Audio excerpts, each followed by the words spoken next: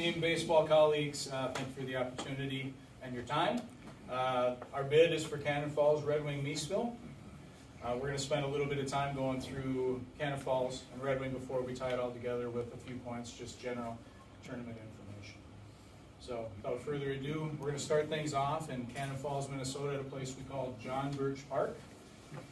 John Birch Park is exactly a half-hour drive south of St. Paul. That makes it 2/3 of the state's population within a 1-hour drive of Cannon Falls, Minnesota. So nearly all the Twin Cities down through Rochester. So that allows us the opportunity to bring in the vast majority of people in the state of Minnesota. Some interesting points about our ballpark. It's built in '38. Current seating is 750. This is expandable to over 3x that amount. So with added bleachers, we'd be able to go to 2,500 seats at our ballpark. We've hosted tournaments in '85 and '91. '91 was my rookie year. And when I looked out on the ball field this year, I didn't see too many guys that I was playing ball against or with. So it's been a solid generation of baseball players who have not experienced a state tournament down at our field in Cannon Falls.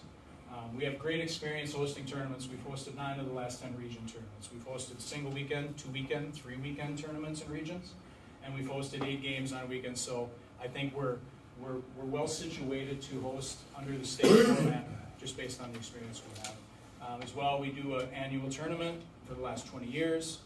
Sans COVID year, we've hosted many subsection high school tournaments, as well as district legion tournaments. So we're going to go through some unique aspects of our ball yard. So the first one is our limestone wall down on the first baseline. This is what serves as our out-of-play line. It's been there since '38 when the field was resurrected. It also serves as a way to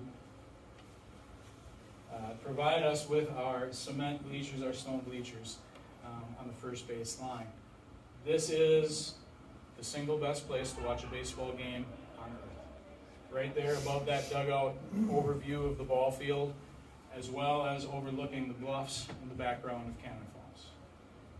Not to mention overlooking the river, Cannon River, behind the left field fence in Cannon Falls, which provides us a little bit of our sizing to our ball field and has us with a short porch and left due to the river.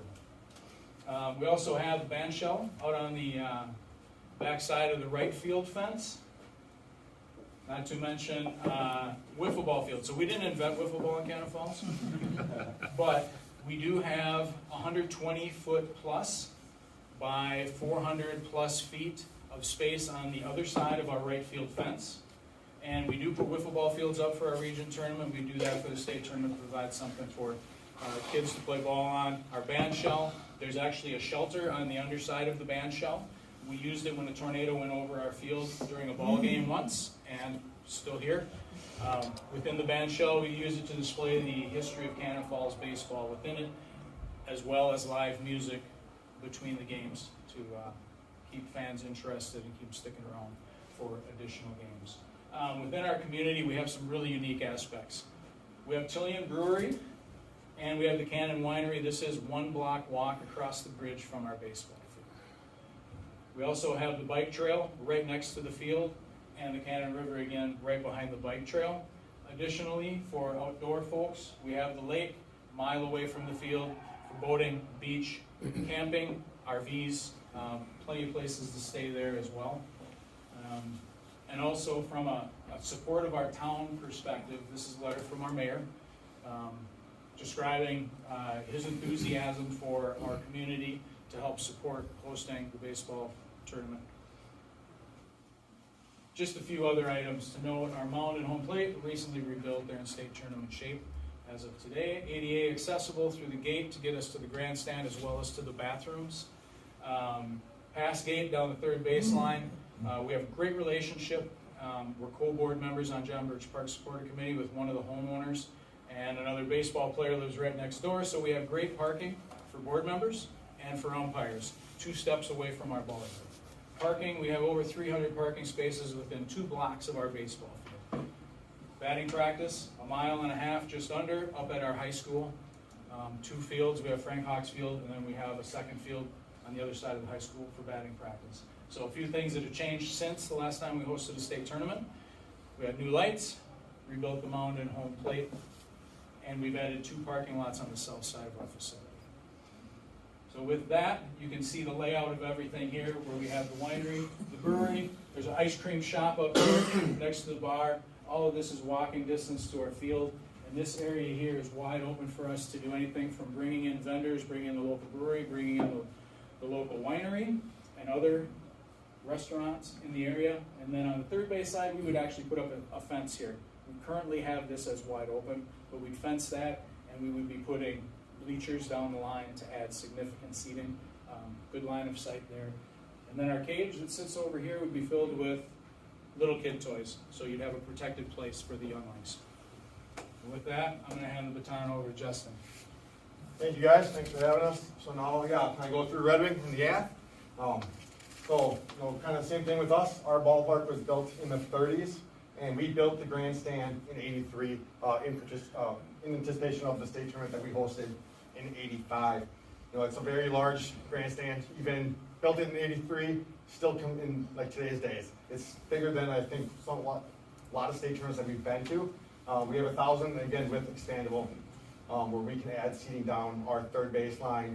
We'd like to try to get our seating back in the outfield that we had back in '91. Something that they did take those down, but we have a good relationship where we can get those back. We're also looking at doing a deck. For anyone that's been to Red Wing, there's a hill down the first baseline. We're looking at making a really large deck all the way over there on the first baseline. We hosted state tournament in '85 and '91 with Cannon Falls, and then in 2001 we hosted with Miesville, and then in 2006 we hosted it again with Miesville once it was taken away from Rochester. So we had 6 weeks for 2006. 1991, 14,000 people. That's right in line with all other state tournaments around that time. So as we've talked about that, it is, people think Red Wing Cannon Falls, it's a ways away. It's not. People will come to Red Wing Cannon Falls to watch baseball games. That 14,000 was a lot higher than I think the year before, where it was 10,000. We've hosted many region tournaments as well. The last 4 years, we've hosted with Cannon Falls, hand in hand. So we have a working relationship with them where we've worked with them. Even last year, where Cannon Falls was going to host one weekend, and it rained Saturday, a couple inches, and they called us. We can't get 4 games in. We weren't supposed to host in Red Wing, but we knew that we needed to stay on track with our schedule. So we got there. We got a crew to Red Wing, and we got it ready for 2 games there. Well, Cannon hosted the final 2 while they got their field ready. So I just think it's a very strong relationship that we have together. And we've also hosted many section tournaments, Section 3A, which Red Wing's in, and also we have been approached by Section 4A, even though we don't have a team in that section. They would like to come to Red Wing for have us host it because they know we've done a good job. Again, we'll talk a little bit about the same thing with our unique aspects. First is our covered grandstand. As you can see, this is good. During a section tournament. We get a lot of people. There's a lot of purple in there, so that's when the Wingers were playing. We do have strong support in Red Wing, and it's a very large grandstand that I think Fire Marshal will say maybe 650, but it can hold more than 650. You can get a lot of people in there. Another thing that we've added since we've hosted it last is a scoreboard with a video board on it. So we think that'd be something cool, something different that a lot of places haven't had, where we can get there. If we can get pictures, we can get the names, we can get those entered in. So while somebody's batting, they can have their name and photo up there while they kind of feel a little bit more big league feel to it like that. We also have added a splash pad since we've hosted it. This is behind left field, and we can work with the city on how we can gate this up, but it's something for the kids to do. Another option. Hopefully it's warm in August, and I know that my kids really enjoy being there, going there, and we have a lot of families at our games that are using that and coming back and forth to the game. Again, with Cannon Falls, we got the bluffs, we got some unique views. There's different places where you can drive around town and still see the field, stuff like that. And then finally, we're going to call it a kids zone. We have 2 youth fields right behind the first base, up a hill, and behind first base. We're going to look at using one of those where we could build a wiffle ball field. We can do hot box with kids where we would supply wiffle ball bats and balls so kids can play, and just different options that we can do. We have a lot of open space on one of those fields for kids zone, and another one where we can use for picnic tables and stuff like that for concessions. Onto our community. Yeah. Okay. Onto our community, we have a lot of hiking trails, again with Cannon Falls. And then also our West End district. Our West End district, it's got 3 hotels, 2 bars, a brewery, Mexican restaurant, all within half a mile location. So teams can get there and they spend the night, they have all they can do and want there. We also have wineries and breweries throughout town for families that are looking for something else to do. And our big thing is Treasure Island. It's 10 miles outside of Red Wing. We have a relationship with them where we can work with them, get some money from them, and 1,000 rooms. So a lot of space for people to do and stuff to do. And then finally, our downtown area is very vibrant right now. It's doing a great job of getting people in, so plenty to do for families. Marketing is going to be huge for us. We'll be on social media. Our radio station, our sports director has been there for over 20 years, or a radio announcer. He will promote this big. And also our morning show person on our station. Her husband plays for our town team, so she will also be very invested in promoting it. Local newspaper, and like I said, we'll be on Facebook, we'll be on Twitter. I'll learn Instagram, I don't have Instagram, but we can promote it through that. I'll step up there. We got a letter from our mayor, also very invested in us, in our program and wants us to succeed. We did have him last year at our 4th of July game. He came to Miesville and they kind of did a little thing with our mayor and the town of Miesville for our annual 4th of July game. Some stuff with us, we just rebuilt our mound in 2019, and we'll be doing our home plate area next fall. Our parking, we got about 250 parking spots within 2 blocks, and as we did in previous terms, we have golf carts that'll be driving around to pick people up. We also have a school less than a mile away, where we can get people to park there, and we can get either a bus, or we can do something where we can transport it back and forth if we're getting a little tight on parking. Our batting practice will be at our middle school and high school, which is both less than a mile and a half away. And we already have Wi-Fi on site, ADA accessible, and we're willing to work with you guys on where we want entrance and pass gate. We are 52 minutes from St. Paul, but nice quick 52-minute drive. So it's like I said, it's not that far. This is for both Red Wing and Cannon Falls.